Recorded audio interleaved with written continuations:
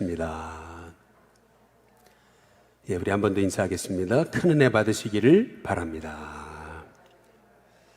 우리 마지막으로 인사하겠습니다. 기도가 달라지시기 바랍니다. 우리 같이 인사하겠습니다. 오늘 이 밤에 찾아나온 여러분에게 믿음이 달라지는 은혜가 있기를 주님의 이름으로 축복합니다.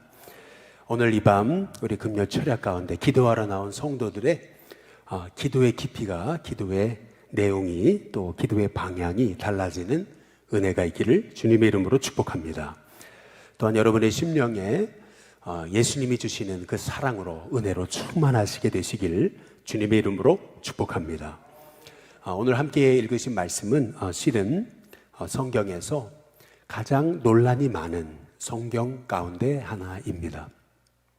예수님께서 길을 가실 때 너무 배가 고프셨어요. 무화과나무가 있었는데 무화과나무에 가까이 가보니까 열매가 없어요.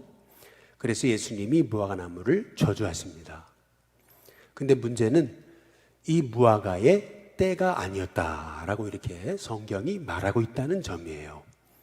그래서 이 말씀을 얼핏 그냥 피상적으로 보게 되면은 이제 많은 사람들이 예수님은 굉장히 무자비한 분이신가 보다, 이제 이렇게 속단하고 잘못 오해하는 경우가 이제 있는 것 같습니다. 또 어떤 분의 경우는 이렇게 예수님이 배가 고프셔도 그렇지 그렇게 말도 못하는 식물을 향해서 열매 없다고 그렇게 예수님이 그냥 기분 나쁘셔서 그 무화과나무를 저주하실 수도 있는 건가, 이제 이렇게 예수님은 참 이렇게 너무 폭력적이시지 않는가, 이제 이렇게까지 이제 생각하는 분이 혹 있을지 모르겠습니다. 그래서 오늘 이 본문이 어찌 보면은 성경의 본문 가운데 참 많은 논란이 있고 또 오해가 있는 그러한 본문 중에 이제 하나가 되는 거죠. 그래서 버트란트 러셀이라고 하는 사람은 왜 나는 그리스도인이 아닌가, Why I am not a Christian 이라고 하는 그런 책에서 이제 이렇게 얘기를 했습니다. 예수님이 그 무화과 나무를 저주하신 그 사건을 보게 되면은 분명 예수님은 굉장히 자기밖에 모르는 그러한 사람이었을 거다, 이제 이렇게까지 아주 예수님에 대해서 혹평하고 있는 것을 이제 볼 수가 이제 있어요. 아무리 세계적인 석학이고 노벨상 수상자라 하더라도 영적인 눈이 열리지 않으면 이 성경을 바로 볼 수 있는 눈이 열리지 않는 거죠. 피상적으로, 육적으로 보여지는 것만 보니까 이 말씀에 담긴 진정한 그 깊이 있는 놀라운 그 하나님의 음성을 깨닫지 못하고 단지 그 피상적인 모습으로만 가지고 예수님을 비판하는 도구로 삼았던 것을 이제 볼 수가 있는 거죠. 실은 오늘 말씀 안에 너무나 중요한, 우리에게 주시는 하나님의 음성이 있는 본문이 저와 여러분이 함께 읽으신 여기 마가복음 11장 12절에서 25절까지의 이제 말씀입니다. 오늘 말씀을 이해하기 위해서 우리는 두 개의 질문을 던져 봐야 돼요. 먼저 첫 번째는 뭐냐면은 이 말씀이 어디서 이루어진 말씀인가? 말씀이 벌어진, 사건이 벌어진 그 곳, 장소에 대한 질문이 있어야 되고요. 그다음에 두 번째 질문은 뭐냐면은 그렇다면 이 말씀을 통해서 우리에게 하나님이 주시고자 하시는 그 메시지가 뭔가? 장소와 이 메시지, 이 두 개에 우리는 초점을 맞춰서 오늘 말씀을 봐야 되는 것입니다. 먼저 왜 장소라고 제가 말씀을 드리는 거냐면, 오늘 말씀을 잘 한번 읽어보시면 우리 마가복음 11장 12절부터 이렇게 보시면은 이튿날 그들이 베다니에서 어떻게 했다 그랬어요? 나왔을 때, 베다니에서 나왔다 그러잖아요. 그래서 예수님께서 배가 고프셨어요. 그래서 무화과나무를 저주하시는 거죠. 그리고 나서 15절에 보면 예수님이 예루살렘에 그 다음 어떻게 하세요? 들어가십니다. 베다니에서 나오셔서 한 곳을 지나다가 무화과나무를 저주하시고, 그리고 나서 예수님이 예루살렘에 들어가시는 거예요. 그리고 나서 19절에 보면 그 예루살렘 그 성전에서 사역을 마치시고 날이 저물었을 때 성 밖으로 나가셨어요. 그게 이제 19절 말씀이죠. 그리고 나서 다음날 아침에 이제 다시 아까 무화과 나무를 저주하셨던 그곳을 또 지나가시는 거예요. 그리고 나서 27절에 보니까 다시 예루살렘 성에 이제 들어가십니다. 그러니까 오늘 말씀의 사건은 실은 세 개의 장소를 중심으로 이루어지고 있는 거예요. 먼저 예수님이 아침에 베다니에서 나오셨잖아요. 이게 베다니고요. 그리고 어디를 목적지로 삼으시는 거냐면 이제 예루살렘인 거예요. 베다니에서 나오셔서 예루살렘에 들어가세요. 그런데 예수님이 중간에 지나가셨던, 중간에 계속 거쳐가셨던 장소가 있었던 거죠. 그게 어디냐면은 벳바게라는 곳입니다. 벳바게. 이 베다니와 벳바게와 이 예루살렘, 이 세 장소에서 이루어지고 있는 사건이 바로 오늘 여러분이 함께 읽으신 이제 이 말씀인데요. 이제 왜 이렇게 장소에 대한 질문이 중요한 거냐면요. 이 벳바게라고 하는 이 장소의 이 이름의 뜻이 굉장히 중요한 거예요. 그것이 바로 오늘 말씀을 이해하는 키워드입니다. 아니 목사님, 마가복음 11장에 12절에서부터 25절에 벳바게라는 단어가 한 번도 안 나오는데요 라고 이렇게 얘기하실지 모르겠습니다. 여러분이 마가복음 11장 1절에 보면은 분명히 예수님이 예루살렘에 가까이 와서 감람산 벳바게와 베다니에 이르렀을 때라고 분명히 이제 암시적으로 말씀하고 이제 계시잖아요. 지금 무화과 나무를 저주하신 그 사건이 일어났던 장소는 벳바게라는 곳이에요. 이 벳바게라는 곳이 왜 이렇게 중요한 거냐면은 우리가 보통 베델이다라고 할 때 이 벳라고 하는 말, 그 집이라는 뜻이 있는 거고요. 베델 할 때 엘이라고 하는 것은 하나님이라는 뜻이 있어요. 그래서 베델, 벳엘이라고 하는 말은 하나님의 집인 거죠. 마찬가지로 이 벳바게라고 하는 말, 벳바게, 벳파게라고 하는 말은 벳이라고 하는 말은 집이라는 뜻이고요. 아까 베델에서 벳이 집이라는 뜻이 있듯이, 그리고 벳바게, 파게라고 하는 말은 무화과 나무의 첫 열매를 말하는 이제 단어입니다. 우리는 무화과 나무 열매 그러면 그냥 뭐 포도나무 열매, 뭐 예를 들면 딸기 열매 하듯이 우리가 이름이 다 똑같지만은 이스라엘에서는 무화과 나무의 열매 할 때는 쓰는 단어가 달라요. 여기서 파게라고 하는 말은 무화과 나무의 첫 열매를 말하는 단어이고요. 무화과 나무는요, 우리가 생각하실 때 1년에 한 번 열매가 맺히는 게 아니고요. 무화과 나무는 1년에 여러 번 열매를 맺습니다. 먼저 이른 봄에 잎사귀가 나기 시작하면서 처음 열매가 맺히거든요.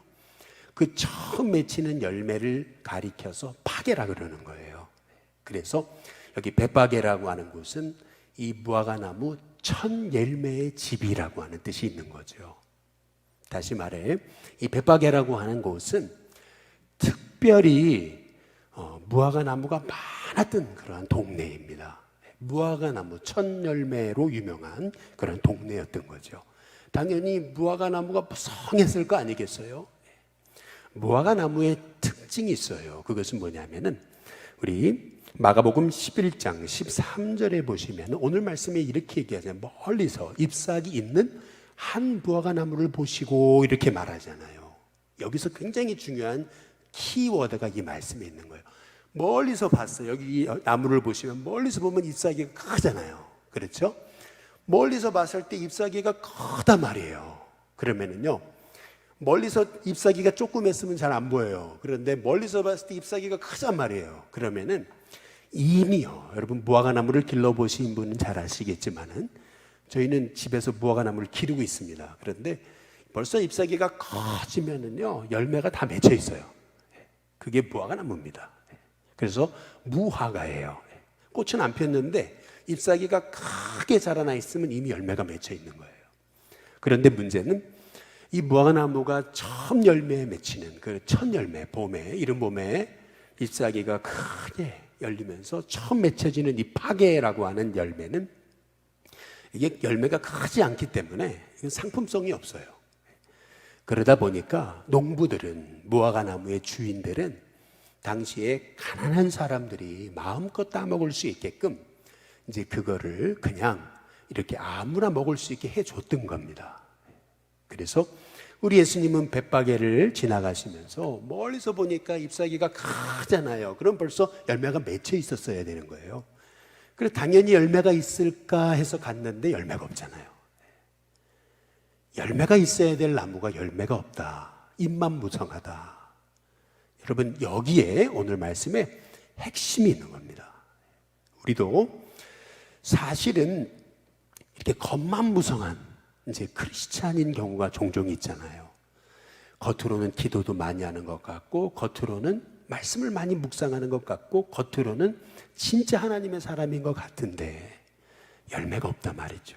그 삶 속에 정말 그 삶을 통해서 하나님의 일하심을 볼 수 없다면, 그러면 우리의 믿음의 삶도 우리 주님 보실 때 이렇게 겉만 무성한 그러한 이 무화과 나무처럼 우리 주님이 보실 수 있다라는 겁니다. 그래서 오늘 실은 이 무화과 나무는 이스라엘 백성의 그 열매 없는 모습을 상징하는 것이기도 하지만 동시에 우리를 바라보라는 거예요. 우리에게 정말 우리의 삶 속에서 예수님 믿는 그 믿음의 사람다운 아름다운 복된 삶의 열매 변화가 있느냐라고 하는 것입니다. 근데 오늘 여기 말씀에서 이 무화과 나무를 저주하시고, 그리고 예수님이 이제 성전에 들어가시잖아요. 근데 성전이 아니고 오늘 말씀에 보면은 17절에 강도의 소굴이 되어버렸어요. 그 강도의 소굴이 되어버린 그 성전을 보시고 예수님은 아예 판을 뒤엎으시는 겁니다. 그것이 오늘 말씀의 핵심이에요. 그래서 무화과 나무, 이 겉만 잎만 무성한 무화과 나무, 그리고 이름만 성전인 이레루살렘 성전, 이 무화과 나무와 성전은 바로 실제 삶 속에서 참 예수님의 그 아름다운 믿음의 삶이 나타나지 않는, 열매가 없는 그러한 당시의 이스라엘 백성들뿐만 아니라 지금 바로 우리를 향한 우리 주님의 말씀이라는 거죠. 우리가 가정의 달을 맞아서 우리가 기억할 것이 있어요. 그게 뭐냐면은 부모된 우리 부모는요, 자녀에게 있어서 하나님을 대신하는 존재입니다. 자녀는 어릴 적에 자녀는요, 누구를 보고 하나님을 믿는 거냐면 믿는 아버지, 믿는 어머니를 보면서 아이들은 하나님을 보는 거예요. 그래서 유대인들은 부모는 자녀에게 있어서 하나님을 대신하는 존재다, 이렇게 여겼던 거죠.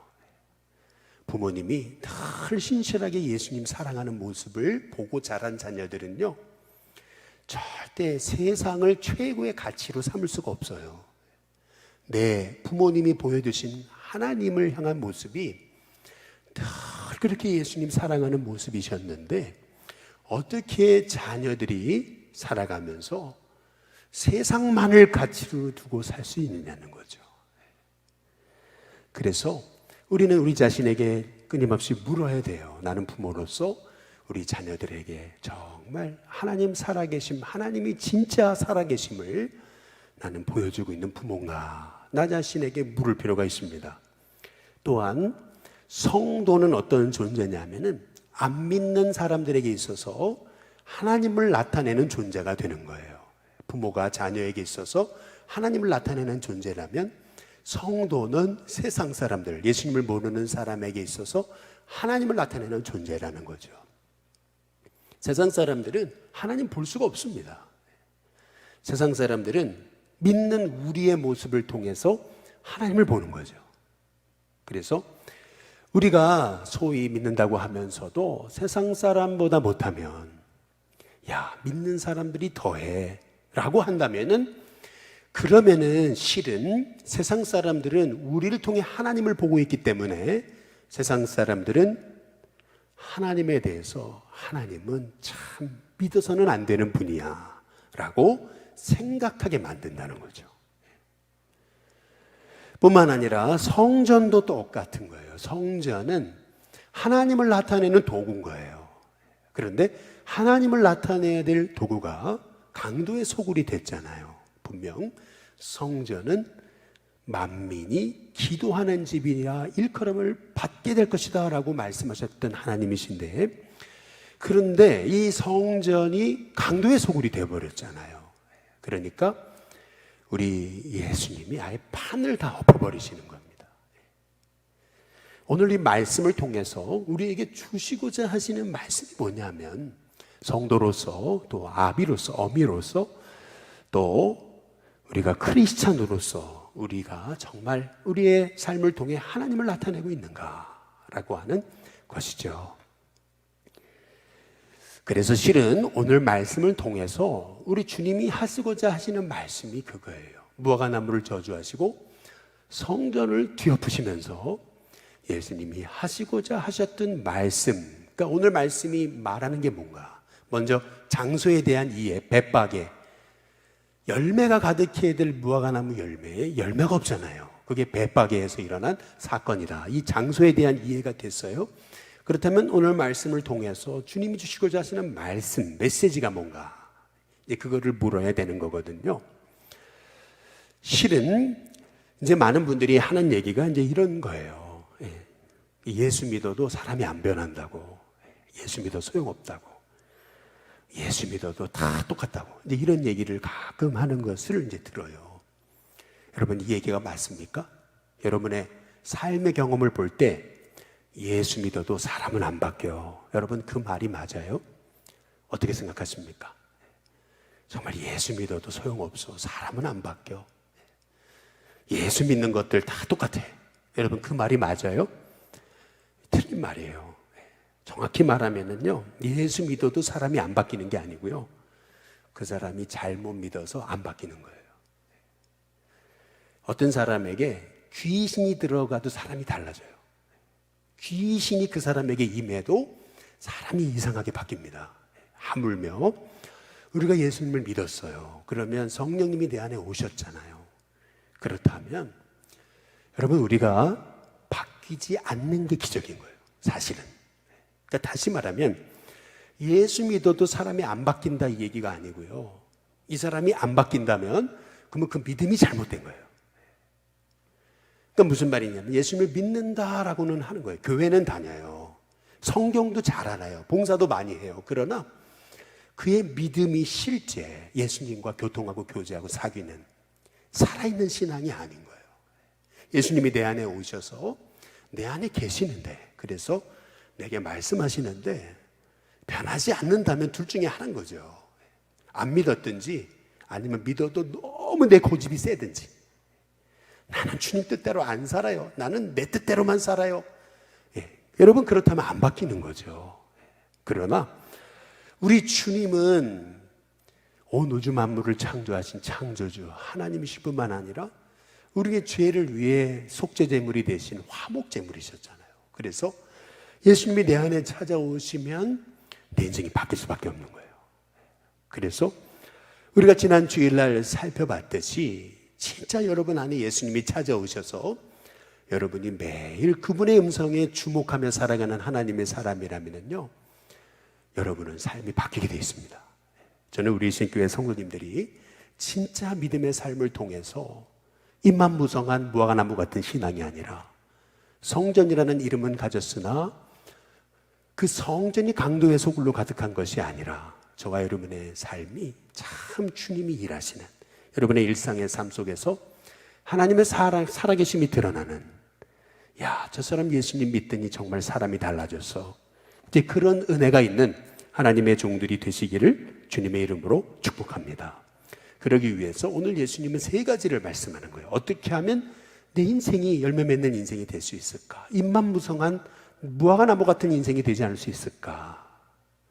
내 삶이 진짜 성도로서의 삶으로 변화되려면 어떻게 되는가? 오늘 말씀이 너무나 중요한 세 가지를 우리 예수님이 말씀하고 계시는 거예요. 먼저 첫 번째는 마가복음 11장 22절 23절에 보면 이렇게 말씀하세요. 예수님이 뜬금없이 이렇게 얘기했습니다. 예수께서 그들에게 대답하여 말씀하십니다.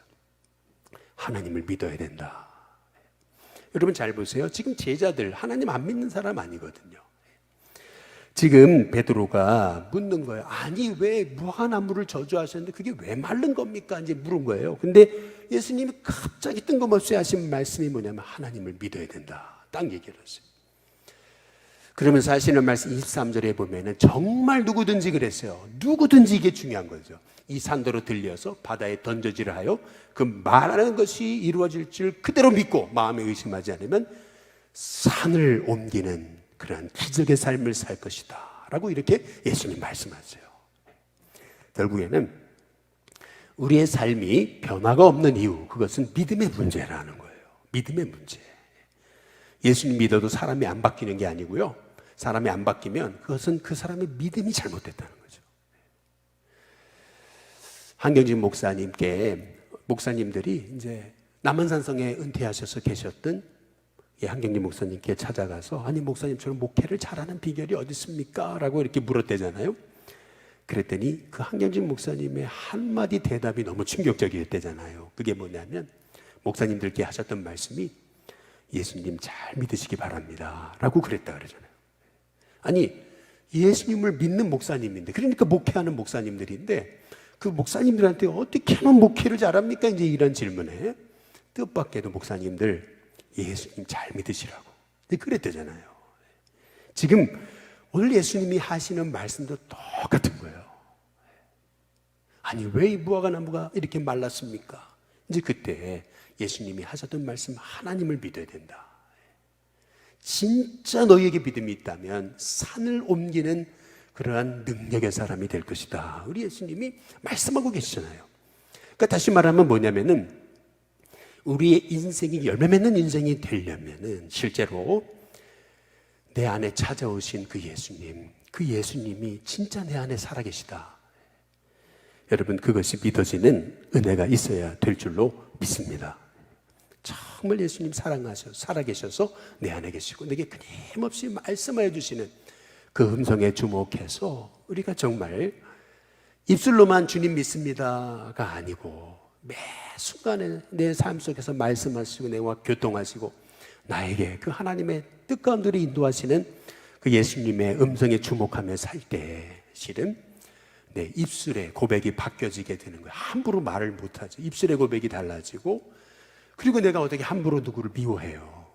그리고 내 삶의 인생의 가치관이 달라지고, 아니 어떻게 예수님 내 안에 오셨는데 내가 어떻게 그분보다 어떻게 다른 걸 더 사랑할 수가 있어요. 정말 예수님을 제대로 믿기 시작하면요, 내 인생이 바뀌고 내 가정에서의 삶, 직장에서의 삶, 내 일상의 삶이 달라지는 은혜가 있게 되는 줄로 믿습니다. 그래서 레나 마리아에게 이제 사람들이 물었던 거죠. 아니 정말 예수님 부활하신 게 당신은 믿냐고 이제 이렇게 아주 비아냥거리는 말로 얘기하는 거예요. 두 팔이 없잖아요. 당신 불행한 인생 아니냐는 거죠. 왜 하나님이 당신을 그렇게 태어나게 했냐는 거죠. 그래도 하나님 살아계신다고 할 수 있냐는 거죠. 근데 그때 했던 말이 내 입술을 보라고 그랬다는 거 아니에요. 두 팔은 없지만 그렇게 기쁨으로 하나님을 찬양하는 내 입술의 모습을 보면 우리 주님이 부활하셨고 살아계시다고 말할 수밖에 없는 거 아니냐고.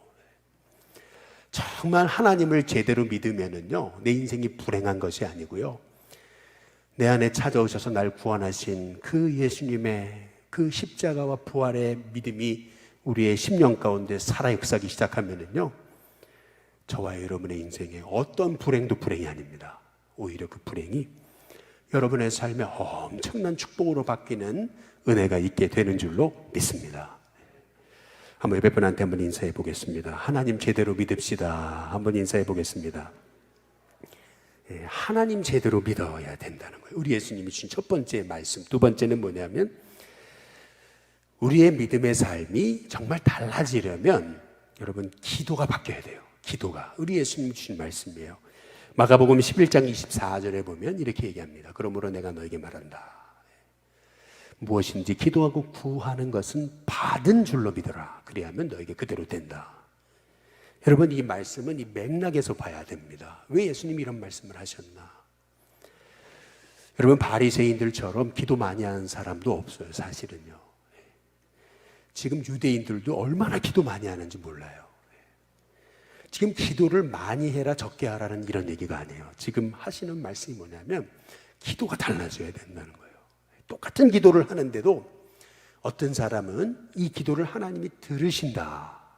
다시 말하면 이미 하나님이 들으셨다라고 믿음으로 기도하는 사람이 있어요. 받은 줄로 믿으라. 그러면 그대로 될 것이다. 이렇게 믿고 기도하는 사람이 있는 반면에 어떤 사람은 기도하면서도 안 된다고 생각하는 거예요. 그냥 넋두리예요. 그냥 힘드니까 성전에 나와가지고 하나님 나 힘들어요. 그러고 끝나는 거예요. 똑같은 기도를 하는데 어떤 사람은 내 기도를 하나님이 듣고 계신다라고 생각하는 사람이 있는 반면에 어떤 사람은 기도가 그냥 허공에 메아리 치는 메아리에 불과한 거죠. 그 이유가 어디 있냐는 거예요. 그 이유가 어디 있는 거냐면 하나님을 믿는 믿음의 차이인 거예요. 정말 하나님 살아계셔서 내 기도 듣고 계신다. 그분이 내 안에 우리 예수님이 살아계신다. 그 믿음을 갖고 기도하는 사람하고 믿음이 없어요. 그러다 보니까 기도는 하는데도 넋두리예요. 어떻게 그 기도에 하나님의 능력이 임할 수 있겠느냐는 거죠. 우리 예수님이 지금 하시는 말씀, 우리가 정말 열매 맺는 임만무성한 그리스도인이 되지 않으려면 이름은 성전인데 성전이 아니에요. 더 이상. 여러분 오늘 말씀에서 우리가 주목해 봐야 되는 건 뭐냐면 너희가 하나님의 성전인 것과 너희 안에 하나님의 영이 계시는 것을 알지 못하느냐. 성경이 말하는 건 뭐냐면 고린도전 3장 16절에 분명히 우리에게 우리가 성전이라 그러셨어요. 우리가 성전이에요. 뭐 우리 안에 누가 계세요? 예수님이 계시는, 성령님이 계시는 거예요. 그런데 예수님이 계시나 성령님이 계시나 예수님이 여러분 안에 계십니까? 할렐루야. 여러분 안에 성령님이 계세요? 예, 계시죠. 그런데 뭐라 그래요? 계신다고 들었습니다. 이렇게 대답하는 거죠. 아버지가 집에 계세요? 그랬더니 계신다고 들었습니다. 자식이 집에, 당신의 아들이 집에 있어요? 그랬더니 계신다고 들었습니다. 여러분 그런 대답은 없잖아요. 아버지가 댁에 계세요? 댁에 계십니다. 아들이 집에 있어요? 집에 있습니다. 라는 거죠. 마찬가지죠. 예수님이 여러분 안에 계십니까? 계시는 거죠. 계신다고 들었습니다. 이게 아니잖아요. 그런 대답은 없잖아요. 마찬가지로 저와 여러분 안에 여러분을 성전 삼으신 하나님이 여러분 안에 계십니다. 여러분이 구원받았다면 여러분 안에 내주하시고 살아계시는 거죠. 그렇다면 여러분의 기도는 이제는 여러분 안에 계신 예수님과 끊임없이 대화하는 거죠. 여쭈는 거예요. 물어보는 거고 바라보는 거고 끊임없이 힘들고 외로운 일이 생겨도 예수님 바라보면 예수님 나와 함께 하시죠. 그러면 한순간에 외로움이 사라지는 거예요. 그분이 나와 함께 하시는데 말이죠. 여러분 그러면서 여러분의 기도가 달라져요. 기도 생활이 달라져요. 나와 교통하면서 나와 함께 하시는 그 예수님이 나의 기도를 듣고 계시는데요. 그렇다면은 기도가 달라지기 시작하면서 여러분의 믿음이 달라집니다. 인생이 달라지고 삶이 달라집니다. 바라기는 저와 여러분의 인생에 진짜 하나님을 믿는 믿음이 달라지고 그리고 여러분의 기도 생활이 달라지는 은혜가 있기를 주님의 이름으로 축복합니다. 그리고 마지막 세 번째로 마가복음 11장 25절에 보니까 이렇게 얘기합니다. 서서 기도할 때 아무에게나 혐의가 있거든 용서해라. 그리하여 하늘에 계신 너희 아버지께서도 너희 허물을 사하여 주신다. 이렇게 말씀합니다. 여기서 중요한 것은 먼저 서서 기도할 때에 라고 하는 말입니다. 당시에 바리새인들은 서서 기도했습니다. 서서. 그래서 예수님 말씀하신 것처럼 바리새인과 세리 기도의 차이점이 있잖아요. 바리새인은 서서 나는 11조도 드렸습니다. 나는 주일 성수도 했습니다. 나는 잘못한 게 없습니다. 나같이 의로운 사람이 어디 있습니까? 역시 하나님 저 정말 잘 살고 있죠? 이게 바리새인의 기도였습니다. 그러나 세리는 어때요? 그 얼굴을 땅에 대고요. 머리를 땅에 대고 하나님을 감히 쳐다보지도 못하고 하나님 앞에 머리를 조아리면서 하나님 제가 죄인입니다. 그렇게 고백했던 것이 세리가 아니었어요. 여기서 서서 기도할 때라고 하는 얘기는 바리새인들을 향한 주님의 말씀인 거죠. 우리가 성경을 잘 보시면은 바리새인은 늘 서서 기도를 했어요. 그런데 우리 예수님은 늘 엎드려 기도하셨잖아요. 엎드려 눈물로. 세리는 차마 얼굴을 들지 못하고 땅에 머리를 조아리고 하나님 앞에 내가 죄인입니다 라고 그렇게 기도했잖아요. 실은요, 이게 왜 이렇게 중요한 거냐면, 세리는요, 나는 하나님 앞에 설 수 없는 사람입니다, 그 고백을 가지고 하나님 앞에 나와서 기도하잖아요. 그러면서 하나님이 주시는 용서의 은혜를 체험하는 거거든요. 우리가요, 실은요, 용서의 은혜를 체험한 만큼 남을 용서할 수 있어요. 다시 말하면 우리가 하늘로부터 힘입은 그 은혜의 깊이만큼 사실은 우리의 마음이 넓어집니다. 실은 나를 용납하신 그 하나님의 그 품을 경험한 만큼 내 마음이 주님의 마음을 닮아가는 거죠. 그래서 여기서 서서 기도할 때라고 얘기하는 것은 바리새인들을 향하여 주는 말씀이에요. 바리새인들 서서, 난 잘못한 게 하나도 없어요. 그러니까 어떻게 됩니까? 죄 짓는 사람을 정죄하죠. 용서하지 못하죠. 판단합니다. 그따위를 살아서 되겠냐고 말이죠. 그런데 우리가 세리의 심정을 가지고 늘 하나님 내 죄를 용서하신 그 은혜를 기억할 수 있다면은, 그러면은 그 용서받은 은혜의 깊이만큼 우리도 용서하는 거죠. 근데 놀라운 것은 그 용서의 삶을 살아가는 깊이만큼 실은 내 인생에 하나님의 복으로 가득 채워지는 은혜가 있게 되는 거죠. 그래서 요한 1서 2장의 11절에 보시면은 우리의 마음에 심령에 있는 미움이 어둠이 돼서 실은 우리로 하여금 우리의 삶의 길을 잃게 한다, 이렇게 말하고 있는 거예요. 실은요, 우리가 열매 맺지 못하는 이유가 뭡니까? 그 이유는 하나님의 은혜의 깊이를 우리가 체험하지 못해서 그래요. 그 은혜의 깊이를 체험했다면은 우리의 심령이 얼마나 하나님의 은혜로 가득해 있는지 몰라요. 그러다 보니까 실은 우리 인생은 끊임없이 전쟁이잖아요. 실은 끊임없이 언제 뭐가 돌출될지 모르는 상황이잖아요. 그런데 하나님의 은혜 아래 붙들려 살다 보니까, 엎드려 기도하다가 주님의 은혜를 날마다 체험하다 보니까 그 은혜의 깊이로 우리의 삶에 벌어지는 많은 인생의 장애물도 주님의 사랑으로 뛰어넘는 거죠. 저는 우리 일신교회 성도님들이 정말 오늘 여기 말씀 주신 것처럼 잎만 무성한 무화과나무 열매가 아니고, 우리 주님이 멀리서 봤더니 이미 가득해요. 이야, 저기 열매가 가득하겠다 생각하고 달려가서 보니까 열매가 하나도 없잖아요. 마찬가지죠. 믿음 생활 10년, 20년, 30년 해왔는데, 그래, 윤동규 목사야, 너에게 열매가 많을 것 같다. 우리 주님이 달려오셨는데 제 인생을 보시면서 열매가 하나도 없어요. 그때 우리 주님이, 이야, 너 도대체 10년, 20년, 30년 목회한 건 무슨 소용이 있냐. 우리 주님이 말씀하실 걸 생각하면 두려운 거죠. 바라기는 저와 여러분의 삶이 잎만 무성한 그러한 무화과나무 같은 인생이 아닌 정말 하나님 제대로 믿고, 그리고 우리의 기도의 생활이 달라지고, 그리고 주님의 은혜를 체험해서 저와 여러분의 삶에 그 주님의 사랑이 충만한 하나님의 종들이 다 되시기를 주님의 이름으로 축복합니다.